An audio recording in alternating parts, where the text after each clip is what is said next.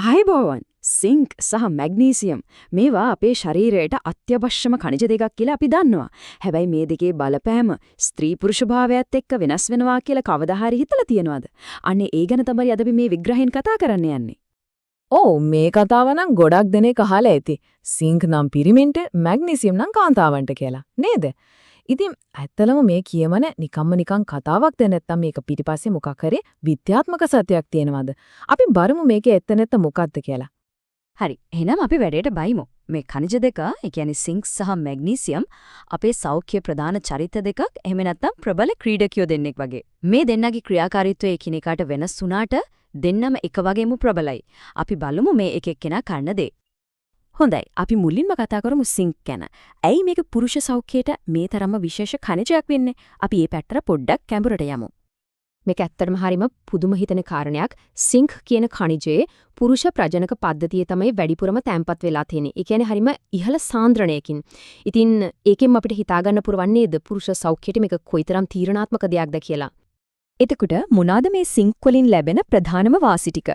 එකක් තමයි ටෙස්ටොස්ටිරෝන් කියන හෝමෝනේ මට්ටම નિયમિત ගානට තියාගන්න උදව් කරන එක. ඒ වගේම නිරෝගී ශුක්‍රාණු හදන එකටයි ඒවයි චලනයටයි මේක නැතුවම බෑ.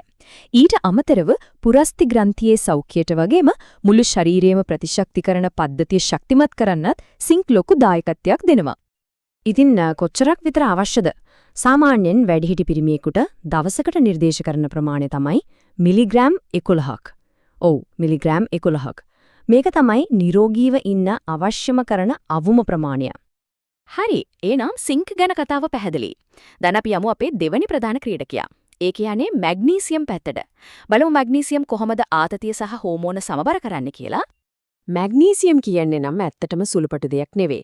හිතන්නකෝ අපේ ශරීරයේ සිද්ධ වෙන ජෛව රසායනික ප්‍රතික්‍රියා 300කට වඩා වැඩි ගානකට මේක සම්බන්ධයි.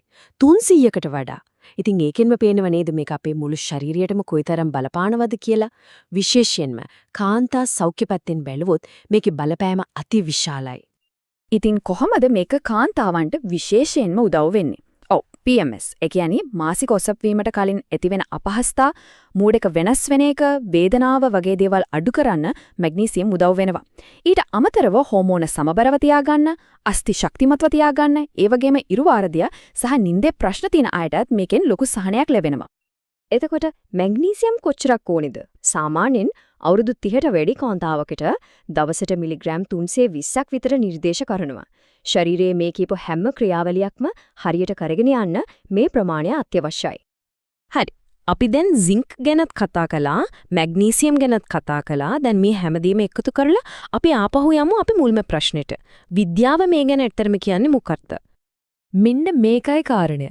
සිංක් පිරිමින්ට මැග්නීසියම් කාන්තාවන්ට කියන එක. ඒක ටිකක් සරල කරලා කියන කතාවක්. හැබැයි ඒ සරල කතාව ඇතුලේ මූලික සත්‍යයක් තියෙනවා. අන්න ඒක තමයි අපි තේරුම් ගන්න ඕන වැදගත්ම දේ. ඒ කියන්නේ මෙහෙමයි. සිංක් වුණත් මැග්නීසියම් වුණත් මේ දෙකම හැමෝටම ඕනේගේ ප්‍රශ්නයක් නෑ. හැබැයි පුරුෂ ශරීරයේ තියෙන විශේෂිත ක්‍රියාවලින් වලට සිංක් වලින් ලැබෙන සහයෝගය වැඩි. ඒ වගේම කාන්තා ශරීරයේ තියෙන විශේෂිත ක්‍රියාවලින් වලට මැග්නීසියම් වලින් ලැබෙන සහයෝගය වැඩි. අන්න එතන තමයි අර කියමනේ තියෙන ඇත්තහරය. හොඳයි. අපි දැන් මේ හැමදේම දන්නවා. ඉතින් මේ තොරතුරුත් එක්ක අපි මොකක්ද කරන්න ඕනේ? මොකක්ද මේකෙන් ගන්න ඕනේ අවසාන පණිවිඩය? මෙන්න මේක නම් හොඳටම මතක තියාගන්න ඕනේ දෙයක්. කවදාවත් තනියම හිතලා අලුතෙන් මොනවා හරි අතිරේකයක් පටන් ගන්න එපා. ඒක සිංක්ද, මැග්නීසියම්ද වෙන ඕනම දෙයක්ද. ඒක ආදාර නැහැ. තවන්ගේ ශරීරයට ඇත්තටම අවශ්‍ය මොකක්ද, කොච්චරක්ද කියලා දැනගන්න අනිවාර්යයෙන්ම වෛද්‍ය උපදෙස් ගන්න. ඒ වගේම මේකත් මතක තියාගන්න ඕන අපි මේ කතා කරන්නේ තොරතුරු දැනගැනීමේ අරමුණෙන් විතරයි. මේක කවදාවත් වෘත්තීය වෛද්‍ය උපදෙසක් විදියට හරි ප්‍රතිකාරයක් විදියට හරි ගන්න එපා. හොඳයි.